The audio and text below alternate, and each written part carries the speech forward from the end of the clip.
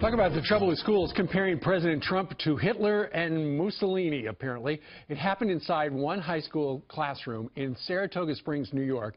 And our next guests say they've had enough of those kinds of politically motivated lessons. Joining us right now are Julie Tellstone and Marnie Messett.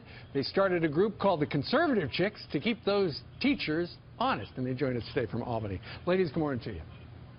Thank you for having us. All right, Julie and Marnie, how did you first hear that apparently one of the teachers, through a PowerPoint presentation or something like that, was comparing Donald Trump to Hitler and Mussolini?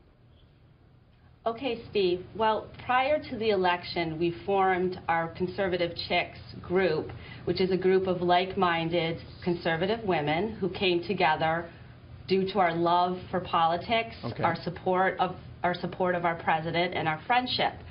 And what grew out of our group was a group acting as advocates for both students and parents who are dealing on a daily basis with the political liberal indoctrination that's going on in our school system. We wanted to provide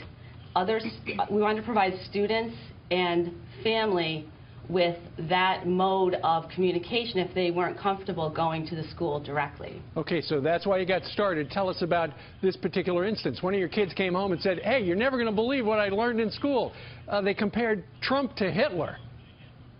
Yes, actually I received an anonymous email with the link to the website, which I immediately this is a public school district website and I immediately sent this to our school district, the Board of Education, for their review. And Marnie, you had a child in that class, right? Yes, well, it was more than one class because it was a school-wide presentation. It was held by different classrooms, but my child did sit through one of the presentations, yes. Well, you know what? The superintendent defended the lesson. He said teaching about fascism as a political movement in the context of World War II is part of the curriculum. And then when asked about how Donald Trump factors into World War II, the guy had no answer. So you look in at this, it does look like indoctrination to some. Is that how you see this?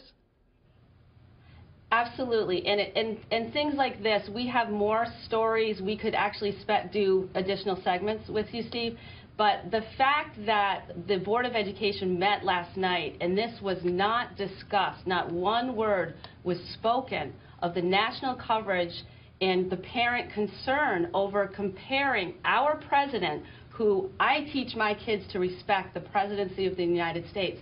Not one word was spoken about comparing our president to brutal dictators who were responsible for killing millions of innocent people. Julie and Marnie, that's not okay. I got a feeling after this segment where you're on worldwide television, I got a feeling they're going to be talking about it later today in your school district. Julie and Marnie, we hope so. We thank you very much for joining us and telling us your story. Thank you so much. Thank you, Steve.